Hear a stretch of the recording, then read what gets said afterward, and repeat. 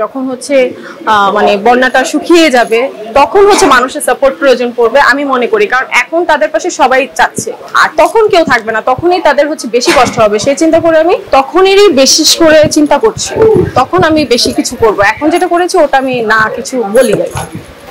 আসলে আজকে একটা সুন্দর একটা দিনে আপনার সাথে আসছি, আপনি যাত্রা শুরু করেছেন আসলে মডেলিং হওয়ার পিছনে আসলে বিশেষ কোনো কারণ নেই। আসলে কারণটা হচ্ছে আমার ছোটবেলা থেকে ইচ্ছে যে আমাকে সবাই দেখবে, চিনবে, বা হচ্ছে লাইক স্বপ্ন এটা যে সবাই আমাকে চিনবে। কতটুকু সেদিক থেকে আপনি আসলে একটু একটু করে বেড়ে ওঠা, তো একটু একটু করে বাড়ছি। এখন আমি জানি না কতটুকু সাকসেস, ইনশাল্লাহ সাকসেস হব, একদিন না একদিন সাকসেস হব। না বেসিক্যালি আমিও ডিফেন্সের কিছু একটা হতে চেয়েছিলাম, বাট আনফরচুনেটলি আমি হচ্ছে মিডিয়াতে চলে এসেছি। ইনশাআল্লাহ দোয়া করবেন যেন দেখতে পারেন আর কি, ইচ্ছা আছে। বর্তমানে হচ্ছে মিউজিক ভিডিও নিয়ে কাজ করছি।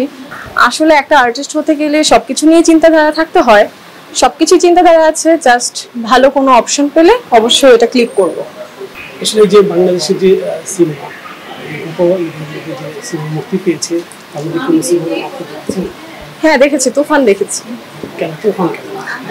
না ওটা আসলে মনে হয়েছে আকর্ষণীয় কিছু একটা ছিল, মানে আমাদের কিং খান ছিল বিদায় তা না, ওটা আকর্ষণীয় লেগেছে এই জন্য হচ্ছে দেখেছি, বাট বেস্ট ছিল। অনেকেই কিন্তু যারা এখন চিত্র জগতে আছেন, সিনেমা জগতে নায়িকা যারা রয়েছেন, তারা কিন্তু অনেকেই ওই মডেলিং এর মাধ্যমে কিন্তু শুরু করতে, তারা কিন্তু আজকে অনেক চলে গেছে। সেই ক্ষেত্রে আপনি কতটা আশাবাদী ছিলেন? আমি তো আমার সাইড থেকে আশাবাদী। এখন দর্শক আমাকে কতটুকু সাপোর্ট করে দূরে নিয়ে যাবে সেটা হচ্ছে দর্শকদের উপর ডিপেন্ড করে। আচ্ছা, আপনাকে যদি সিনেমায় অভিনয় করতে হবে তাহলে আপনি কোন নায়ককে বেছে নেবেন? আসলে যার সাথে আমার তখন ক্যারেক্টার, গল্পের ক্যারেক্টারটা মিলবে তখন আমি তাকেই চুজ করব, তাকেই চাই। আসলে বাংলাদেশের সবচেয়ে ফেভারিট প্রথম একজনের নাম? তার মধ্যে আছে হচ্ছে সাকিব ভাইয়া, তার মধ্যে হচ্ছে আরিফিন শুভ ভাইয়া। আচ্ছা, বিশেষ করে বাংলাদেশে যে সিনেমা হচ্ছে ইদানিং দেখা যাচ্ছে যে নায়িকা অভিনয়গুলো করছেন তাদের বেশিরভাগই দেশের বাইরে থেকে আনা হচ্ছে। সেই দিক থেকে কেন আনা হচ্ছে, এবং সেই নায়িকাগুলো যে আনা হয় তাহলে বাংলাদেশের যারা নতুন আছে তাদের জায়গা হবে কি? আসলে যখন যার ক্যারেক্টারে যাকে দরকার তাকেই নিয়ে আসবে এটা আমি মনে করি। তো হচ্ছে যখন নতুন কাউকে দরকার পড়বে তখন তাকেও ক্লিক করা হবে। সো এটা ডিরেক্টর আর প্রোডিউসার চুজ করবে, বা হচ্ছে গল্প চুজ করবে কাকে চায়। নতুন অবশ্যই বাংলাদেশ থেকে নিয়ে করা উচিত, তাই নয় কি?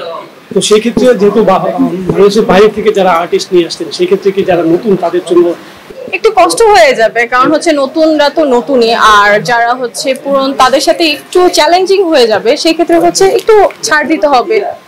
আসলে আমার মানে আমার সাথে যখন যে ক্যারেক্টার যাবে আমার কোনো ভালো লাগা নেই, আমি চাই আমি সব ক্যারেক্টারে যেন নিজেকে ওইভাবে মানে নিয়ে আসতে পারি। আমার ওটাই চাওয়া, একটা আর্টিস্টের এটাই চাওয়া, সব গল্পের সাথে যেন নিজেকে ফুটিয়ে তুলতে পারে, ওটাই এখন বর্তমানে চাচ্ছি। এখন পর্যন্ত কি কোনো সিনেমা অফার এসেছে কাজ করা?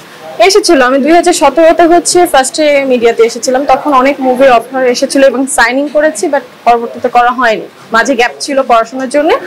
এখন 2023 থেকে আবার নতুন করে স্টার্ট করেছি।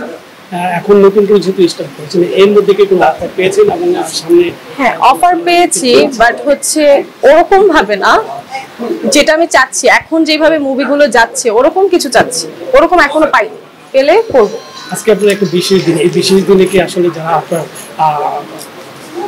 যারা মানে আপনারা কিছু পছন্দ করেন তাদের উদ্দেশ্যে কি কিছু বলতে চান? তাদের উদ্দেশ্যে আমি বলতে চাবো আমার বিশেষ দিনটিকে তারা যেন সবসময় বিশেষ করে তুলে, আমার জন্য যেন সবসময় দোয়া করে, আমাকে যেন সবসময় সাপোর্ট করে, এটাই আমার চাওয়া সব সময়। আচ্ছা, আরেকটা প্রশ্ন, ইদানিং কুমিল্লা নোয়াখালী ফেনীতে বন্যা, মানে গত 2-4-20 বছরে এরকম কোনো বন্যা হয়নি, সেক্ষেত্রে আপনি কি তাদের জন্য কোনো বার্তা দেবেন? তাদের জন্য আমি তাদের জন্য সাহায্যর কোনো কিছু করেছি, কিছু একটা করেছি, আর হচ্ছে সামনে প্ল্যানিং আছে, যখন হচ্ছে মানে বন্যাটা শুকিয়ে যাবে তখন হচ্ছে মানুষের সাপোর্ট প্রয়োজন পড়বে আমি মনে করি, কারণ এখন তাদের পাশে সবাই চাচ্ছে, আর তখন কেউ থাকবে না, তখনই তাদের হচ্ছে বেশি কষ্ট হবে সেই চিন্তা করে আমি তখনেরই বেশি করে চিন্তা করছি, তখন আমি বেশি কিছু করব। এখন যেটা করেছি ওটা আমি না কিছু বলি না।